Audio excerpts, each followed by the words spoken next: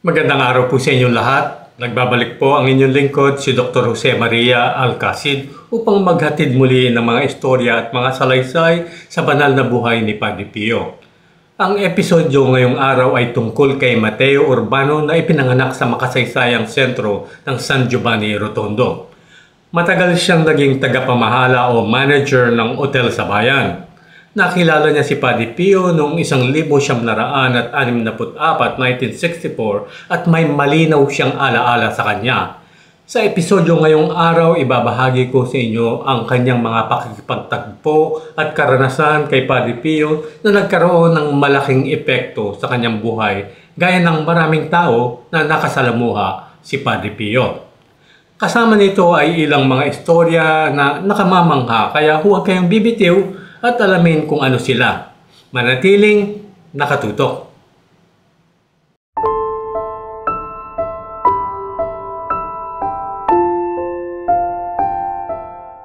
Ang tiyuhin ni Mateo Urbano ay si Padre Honorato Marcucci, isa sa mga kapatid na monghe at kaibigan ni Padre Pio. Siya ang kanyang personal na alalay na palagi niyang kasama sa huling 3 taon ng buhay niya. Tinulungan siya nito sa paglalakad at sa kanyang pagmimisa. Ang tiyuhin ni Mateo ang nagdala sa kanya kay Padre Pio sa unang pagkakataon at hindi niya ito kailanman nakalimutan. Namaya pa si Padre Honorato Marcucci noong 1989, makikita siya sa maraming larawan ni Padre Pio sa monasteryo o sa altar. Lumabas din siya sa sikat na video na nagpapakita ng huling misa ni Padre Pio. Si Padre Honorato ay ilang taong kasama ni Padre Pio. Hiniling ng kanyang mga nakatataas na tulungan ng istigmatisadong santo sa kanyang pang-araw-araw na gawain. Mahirap ang paglalakad para sa santo dahil sa mga sugat sa ilalim ng kanyang mga paa. Inalalayan siya ni Padre Honorato dito. Nang kalaunan ay kailangan ni Padre Pio na gumamit ng wheelchair, siya ang nagtulak nito sa mga pasilyo ng monasteryo. Palagi siya ang nag-aalaga sa kanya kapag siya ay may sakit, nililinis at ginagamot din niya ang mga stigmata ni Padre Pio. Magkaibigan sila at madalas silang nagbibiro sa isa't isa. Salamat sa mga sinabi ng kanyang tiyuhin, nagawa ni Mateo Urbano na ibahagi ang mga detalye at episodyo tungkol kay Padre Pio. Walang presyo ang mga ito dahil galing sila sa mga taong malapit na nakasama ni Padre Pio mismo. Madalas nakikipag-usap si Padre Honorato kay Mateo tungkol kay Padre Pio at napag-alaman niya na ang isang kwento kung saan sinubukan ng tiyuhin ni Mateo na biruin ng santo.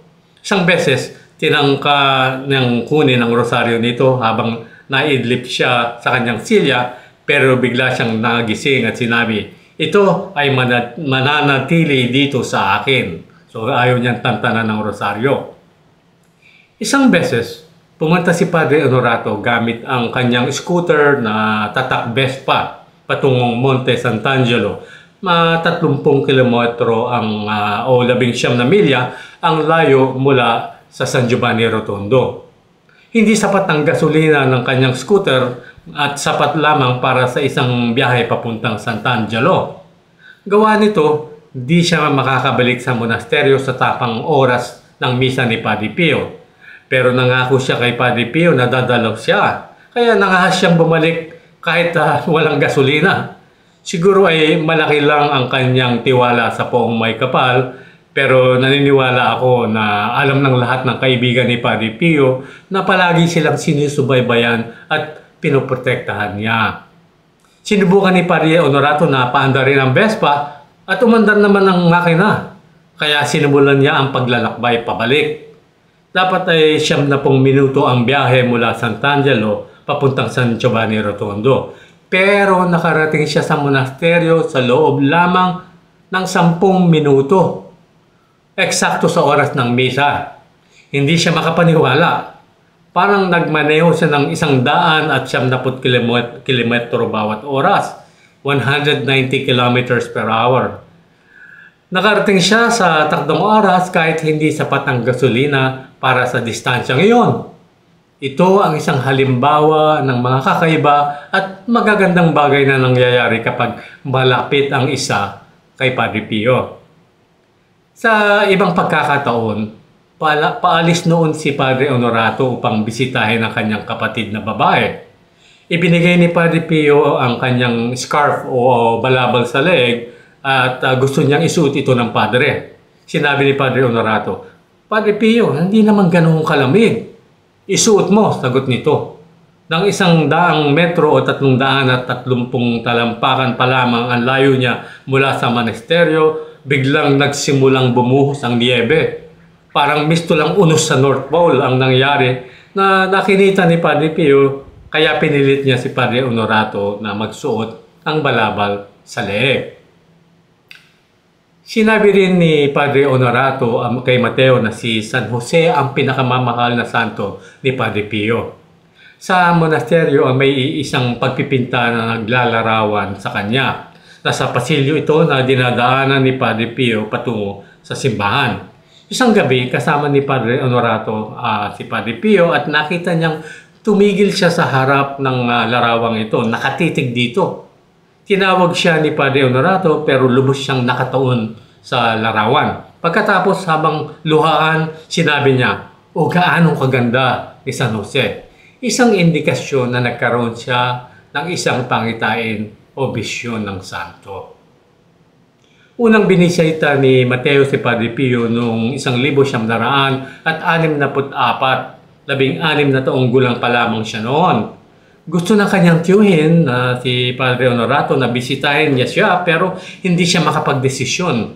Ang totoo, natatakot siya kay Padre Pio. Narinig kasi niya ang mga tao na nagsasabi na siya ay masungit at minsan ay pinaalis ng mga nagsisisi sa kumpisalan. Sumisigaw sa kanila. Natakot siya pero napilit siya ni Padre Honorato. Naalala niya na bandang 4:00 ng hapon noon. Nasa sakristiya siya at umakyat siya sa selda ni Padre Pio at bigla siyang nasa harapan niya. Nakaupo ang padre sa isang silyang gawa sa rattan o wicker chair sa veranda. Seryoso niya siyang tinignan at sinabi, "Halika rito, bakit ka natatakot sa akin?" Matigas ang kanyang boses at akala niya ay sisigawan niya siya. Tinitigan niya siya ng ilang sandali at pagkatapos ay tumakbo siya palayo. Habang tumatakbo siya, narinig niya si Padre Pio na siwigaw sa kanya. Natatawa, "Bumalik ka bukas, maghihintay ako sa iyo." Hindi na, sabi ni Mateo sa sarili niya. Hindi na siya babalik doon. Pero may nangyari sa loob niya. Patuloy siyang nag-iisip tungkol dito. Kung talagang wala siyang pakialam, bakit patuloy siyang nag-iisip tungkol sa kanyang pakikipagtagpo kay Padre Pio? Nalito at naging kuryoso siya. Hindi niya ito maipaliwanag. Kinakabukasan, bumalik siya sa monasteryo. Nandoon pa rin si Padre Pio sa beranda at nakaupo sa silyang rattan. Mahinahon niyang sinabi, "Dumating ka, salamat naman. Halika sa tabi ko. Kaya sabihin mo sa akin, anong trabaho ang gusto mong gawin kapag lumaki ka na?" "Gusto ko pong maging ininyero," sagot niya. At tugon ng santo sa kanya, "Huwag mong iwan ang trabaho mo ngayon." Sa panahong iyon, nagsimula na si Mateo magtrabaho bilang bartender sa isang hotel at nagustuhan niya ito.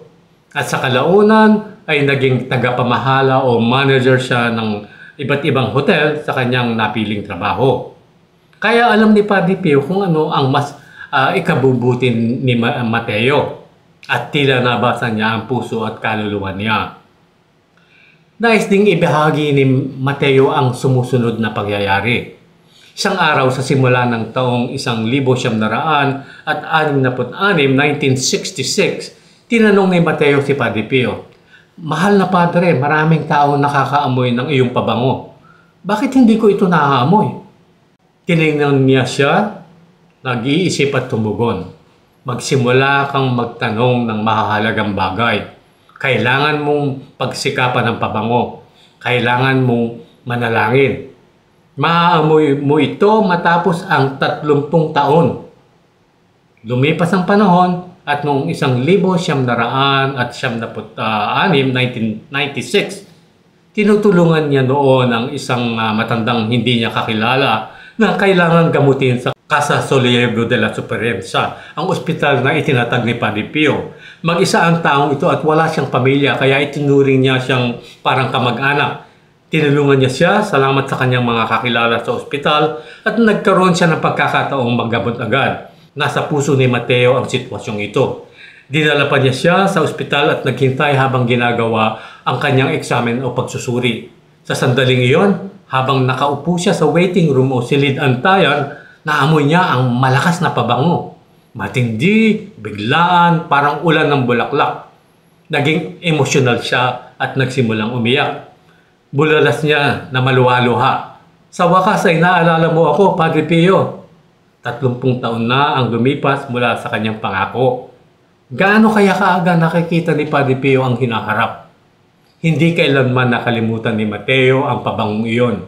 Minsan kapag nananalangin siya, hinihiling pa rin niya ito sa kanya.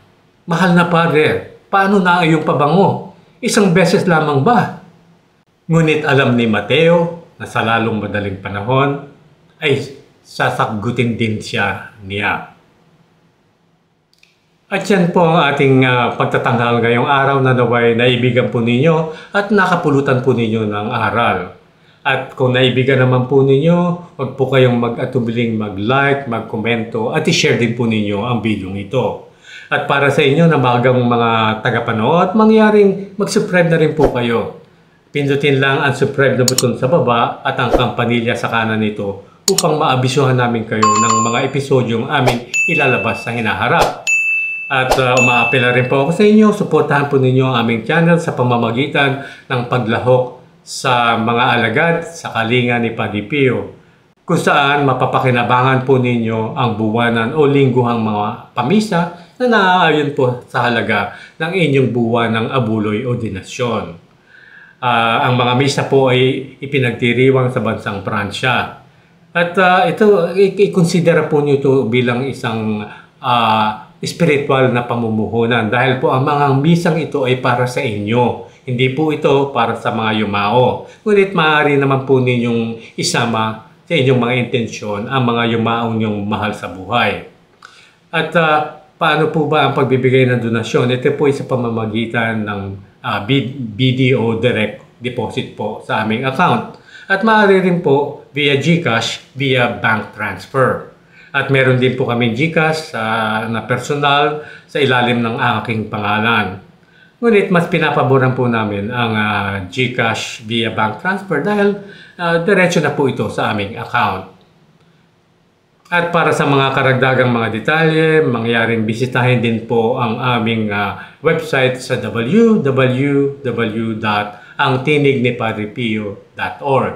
At kung nais nyo kaming maabot, maaari naman po ito sa pamamagitan ng Gmail. Pag-email po kayo sa angtinignipadrepio@gmail.com. At yan po ang ating pagtatanghal ngayong araw. At maraming salamat po sa inyong panonood at pagtangkilik. At syempre, nais ko rin pong pasalamatan ng taos-puso ang mga miyembro ng mga alagad sa kalinga ni Padre Pio na patuloy pong sumusuporta sa amin. Bahala na pong gantihan at suklian ng Panginoong Diyos ang inyong kabutihang loob. Hanggang sa muli po nating pagkikita, naway pagpalain at patnubayan kayong palagi ng ating Panginoong Diyos.